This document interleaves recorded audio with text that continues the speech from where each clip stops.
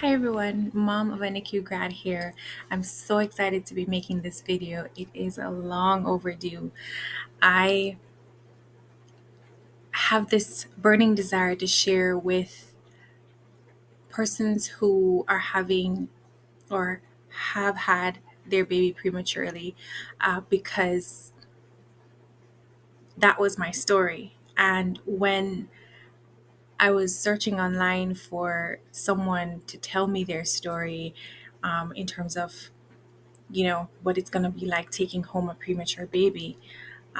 There was none there. And so I hope this video inspires others to tell their story. And I hope that my story will help other mothers out there or families or parents out there who might be nervous about what it might be like um, taking home your baby from the neonatal intensive care unit. So I guess my story starts from naturally going into labor early. I was due November 13 and my baby came September 24. And it was kind of a strange phenomenon. I'm not going to really go into going into the details of going into labor early. If you are interested in that, however, please leave a comment down below. Let me know if that's something that you want me to talk about as well. My birth story, I will be happy to share. But I really just want to kind of focus on the challenges that came up once baby came home. And that's also jumping over the NICU stay. So if you want me to talk about the NICU stay, please let me know in the comments down below. So here goes. The first challenge is understanding developmental age and stage. And it was difficult enough for me to go into this being a first time mom. Moreover, being the mom of a NICU grad and that being my first child. And I had really no one in my family that I could relate to in terms of bringing home a premature baby and taking care of that child and really kind of understanding and adjusting to life with with my child. And the issue that I kind of struggled with was understanding if I should treat my child like the chronological age and or treating my child at their developmental age. And that's critically important because how you relate to a person is based on how you expect them, based on their capacity of their ability to be able to handle certain things and different scenarios. And I think a lot of times, some of the mistakes that I made in the early parts was thinking that, okay, this is a newborn, not understanding that my baby really should still be in the womb and he's very delicate, more delicate than a regular term baby. And this kind of brings me to a point that I really kind of want to emphasize that your premature baby, especially in those early stages of bringing your child home, is not the same as a term baby. A term baby, persons kind of wanted to make me seem as if, oh, it's all the same. It won't matter after a few years or a few months. But that may be so, but right now, for you, it matters. And it matters how you approach your child, how you think about problems. It matters how you just take care of your baby in terms of the decisions that you make. And that's my motivation for making this video.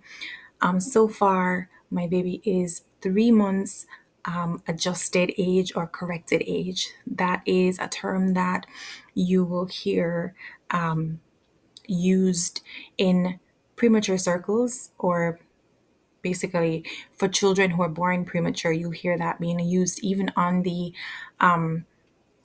NICU cards. Whenever you're in the NICU, you'll hear them talking about adjusted age or corrected age versus, I think the other one is chronological age.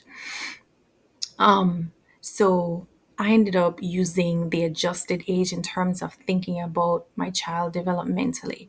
And I think that's the correct way of thinking about his or her capacity to handle certain things, his or her ability to deal with illness. And we'll talk about illness a little bit more in the video. But just understanding that your child is not as if they had been born at term. And so there are some extra things that you're going to need to do, some extra care that will need to be administered or considered. For example, when I brought home my baby, he had reflux. And, it wasn't a problem in the NICU. He never, you know, he never had the issue that we had when we brought him home. And the issue was that he was, even after, holding him upright for, let's say, 20 minutes after feeding him, he still had reflux. And the issue with the reflux that we had was that he would start arching his back, and his breathing would kind of start be staccato. So he would, I can only act it out. So it would be a kind of a thing. And he does not have seizures. He was tested.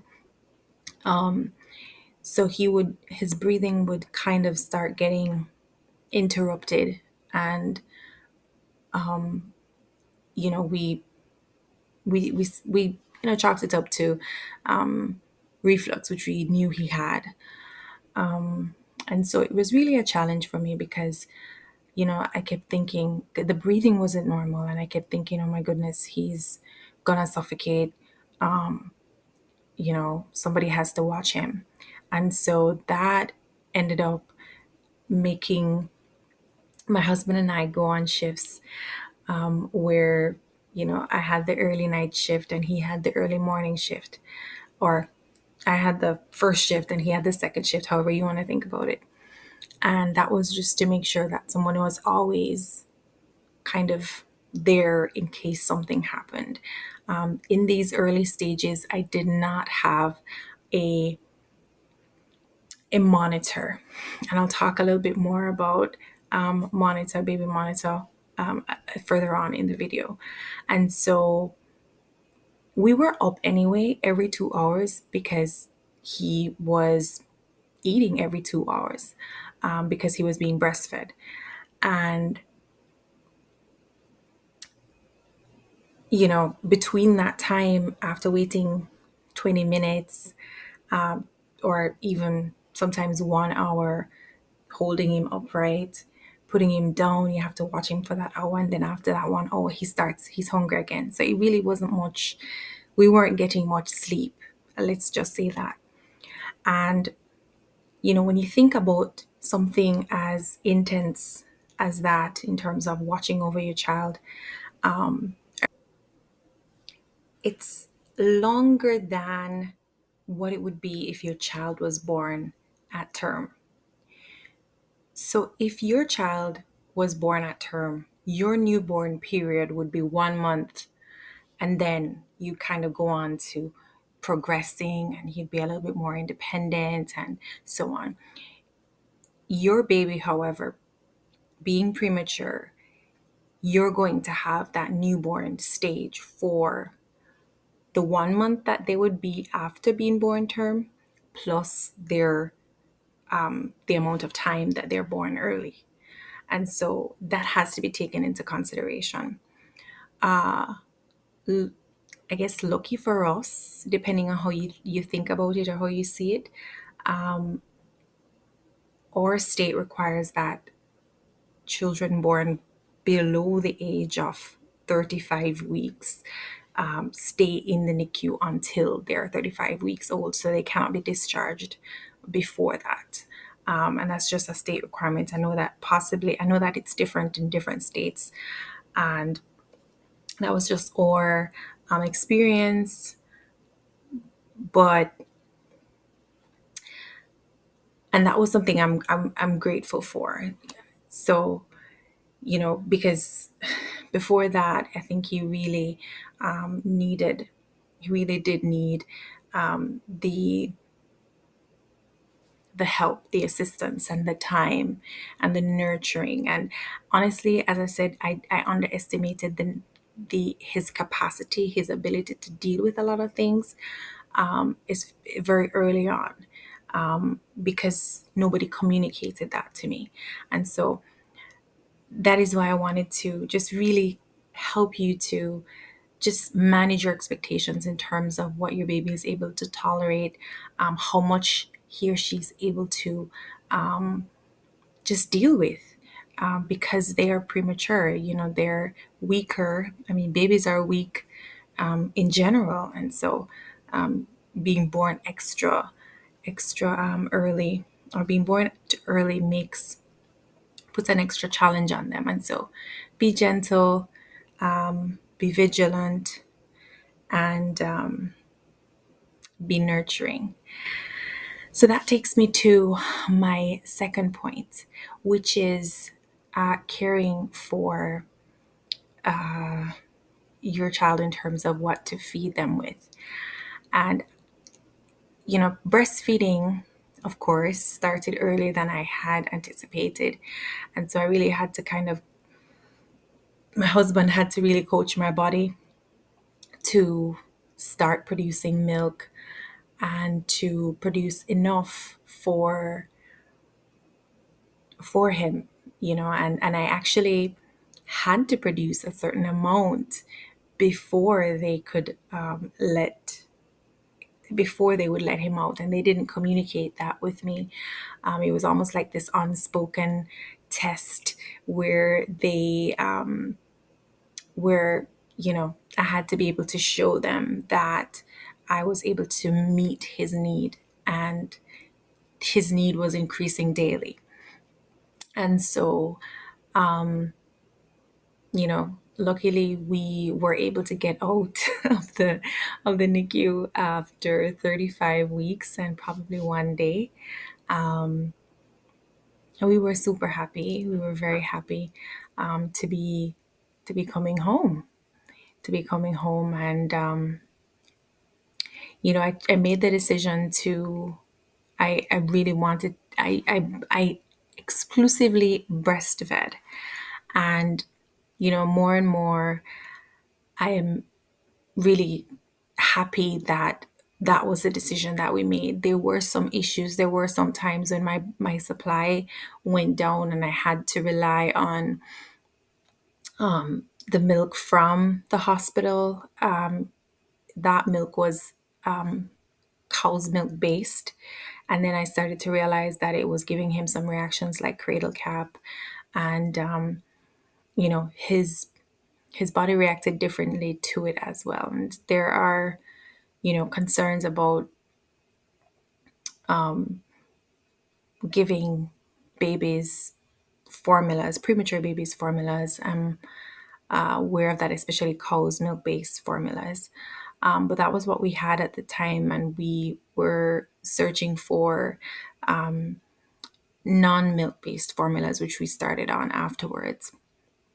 And so, whenever my supply went down, I would use non milk based formulas. But for the most part, I had to feed him using breast milk. And I went into pregnancy saying, oh, I want to be able to breastfeed my child. And, I had this lofty goal of wanting to breastfeed. But when you consider that he was in the NICU for 3 weeks and he was eating from a bottle, he learned at great effort on his part to suck from this straw type thing. And no, I brought him home and I was kind of trying to teach him something new. He really wasn't he really wasn't tolerating it, and he had developed bottle preference. And so I kind of just let him be. He was eating, and the focus was on gaining weight, which is crucial for your premature baby, and just making sure that, he remains gaining. He's on that gaining side, because you really don't want your child to start losing weight and stop thriving. And so, just prioritizing feeding and eating. And if your child is not feeding and eating, I think it's important. It's important that you get a consult from your pediatrician, so that you can get things back on track. And so I think that's it for breastfeeding, or in terms of just what to feed your baby with. I think breast milk, everybody knows, is best. It has stem cells, it has antibodies, it has nutrients, it has a lot of immunity based things, and even bacteria that the child needs to survive. And that takes me to, before I move on to the next point, I think it's important to note that if you're breastfeeding your child, that you are on a very good supplement. And the supplement that I take, or I started taking, and I wish I had started taking it from even earlier, is, and this is not sponsored, is Mega Foods Baby and Me Too. I found that supplement really helped me to feel like myself again. I struggled postpartum with energy, and it was just a lot. It was just, I felt like I was dealing with a lot, and my body was dealing with a lot. And I think that the breastfeeding was very depleting. And so I think that's one of the best supplements on the market. And so I think, you know, if you're breastfeeding, that should be probably your go-to supplement, just because it has such great reviews. But if you have a better supplement that works for you, then fine. All right, my third point is gassiness. And this is relevant because it's one of the things that your baby will cry for. And, you can just imagine that your child has no gut bacteria, their stomach lining is very immature, they are not able to tolerate very many things. And that's true for newborns. So you have however many times your child is premature extra to deal with that challenge. And one of the things I'm really grateful to my pediatrician for was for recommending a probiotic for the baby. So I would just add that probiotic to his milk whenever it was feeding time. And I think, it helped to some degree. What I did do for myself as well was I started to focus on probiotics for myself. So, in addition to multivitamin supplementation and supplementing with minerals as well, I supplemented with calcium, magnesium, and zinc. I also started to, and I also supplement with fish oil or krill oil or omega 3s, basically DHA containing supplements. But in addition to those, started to I started to take probiotics, and my preferred probiotic I'll place somewhere up here or somewhere in the description down below, because it has some key bacteria: L plantarium, L reuteri, L fermentum, and L salivarius. And those are key bacteria for breastfeeding as well as postpartum recovery, and just repopulating the gut and populating the gut bacteria of your child, because of course the bacteria goes into the child's gut from your breast milk. And so it's important because it was important for me because I had received a lot of antibiotics because they were trying to keep the baby in, and he decided to come anyway. But I was getting a lot of antibiotics, and he got antibiotics after he was born as well. And so I was not given that at the hospital, neither was it recommended for me. It's just I kind of stumbled on it. So if you can start your probiotic journey, I think earlier than I did, I think it would probably help you with the gassiness of the baby. Of course, there are massages online that you can do, and certain things that you can do just kind of help to soothe the baby. But and it's important to recognize the difference between a gassy cry, a hunger cry, or a cry for something else. So that's just my statement on that's just I think what I have to say about gassiness. And it was really like a big thing for him. It was one of the major things that he cried about, and some over-the-counter medication helped us with this gassiness as well. The last thing I want to talk about, which encapsulates or involves everything I talked about before: the developmental age and stage, the breastfeeding, the gassiness, is illness, just the broad umbrella of illness. And our premature babies are more susceptible to illnesses. And that wasn't something that I had appreciated early on during that period when he was still supposed to be in the womb.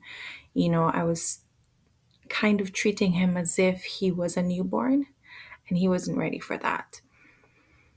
And we suffered the consequences a few times, really. The major event that sent him into the hospital was, I think, an illness. His cry had changed, and I had started feeling something in my throat as well. And as far as I could tell, he was kind of fine. He was probably sleeping a little bit more, but it wasn't anything drastic, anything that I needed to, let's say, call the pediatrician about. So I was just giving him breast milk, and we were just living our lives. And one morning, I don't know if he was fussy, he just didn't want to go to bed. He was awake, and by that time, we had gotten a monitor, which measures the oxygen saturation and the heart rate. of the baby. And I was, working late on a presentation. And at 2 a.m., I got a message on my phone that says, your baby's oxygen is low, check on him. And when I went to check, he was lying in his crib, awake, breathless. And when I took him up, his body was limp. And I was bouncing him to try to get him to breathe. And, that moment lasted forever. I told my husband to call 911. And, by that time, I started to, breathe in his mouth to try to get him to breathe. And, it kind of kick started him to breathe a little bit. And then he started slowly to come back into breathing. And by that time, 911 was on the phone. And, they were talking us through everything. And the EMTs came.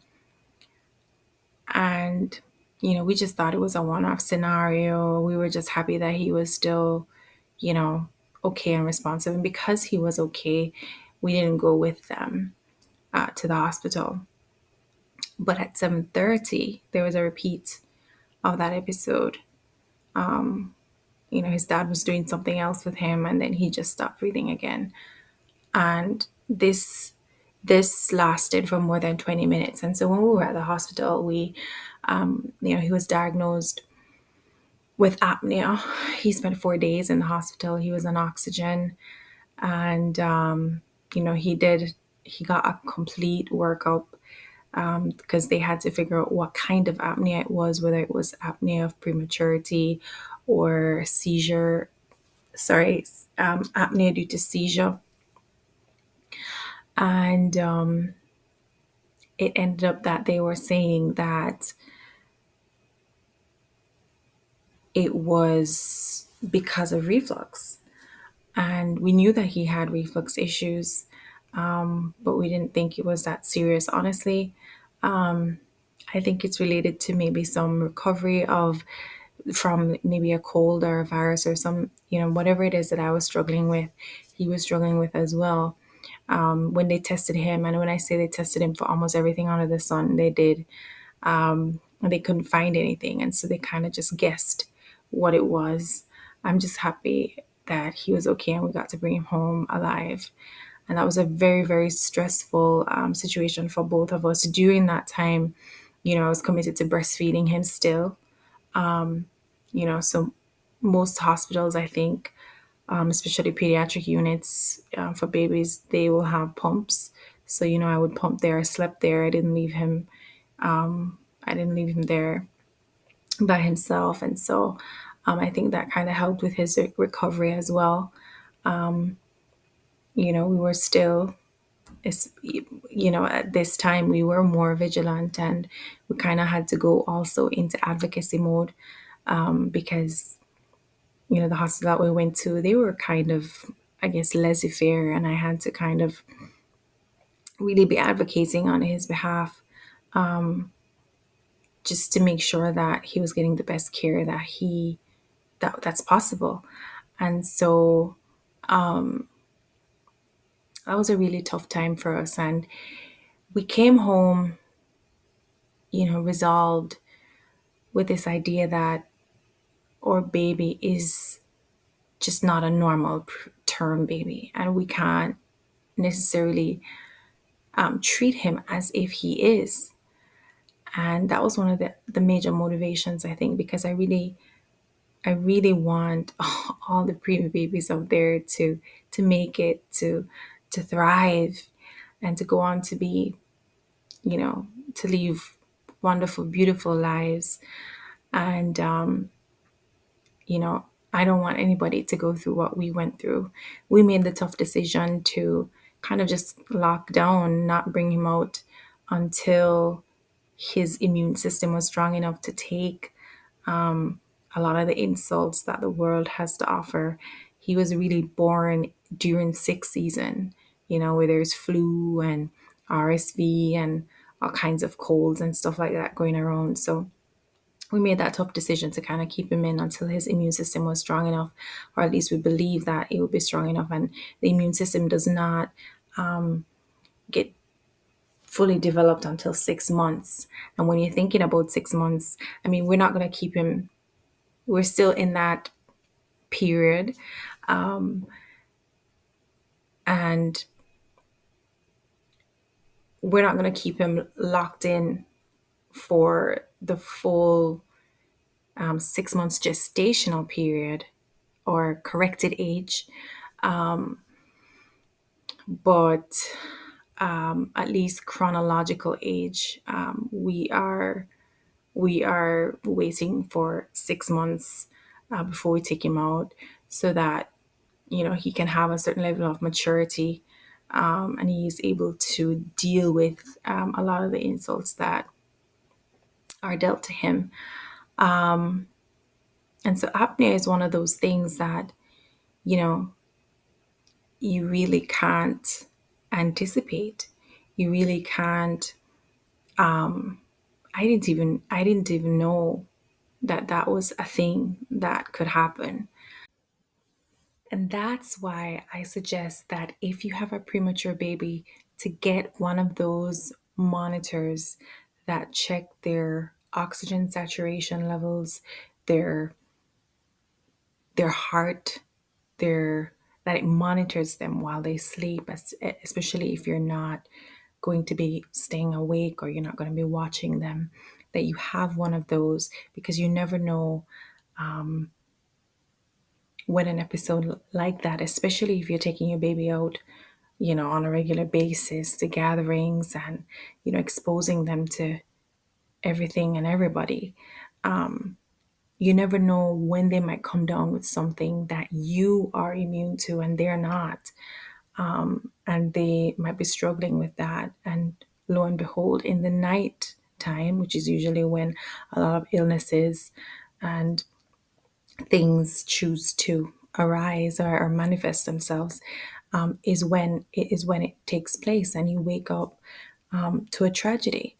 And so I think it's just a good investment overall to have a monitor for your premature baby. And that's it. Those are the nuggets I wanted to share with you. Expect that they will develop at their corrected age, the rate of their corrected age, rather than their chronological age. Expect that your newborn period will be longer than if they were born at term. Expect that your child will have a better chance of gaining weight, of surviving and thriving, even on your breast milk. Expect that you might have gassiness, and gassiness longer than perhaps you would like or anticipate.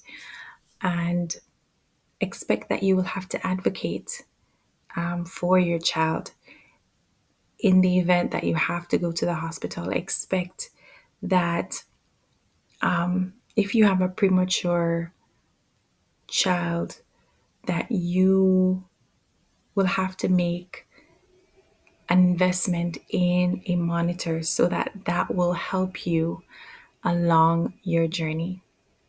Thank you so much for watching and staying, to hear my story, to hear our story. Actually, it's not just my story, but the story of my baby and just my family.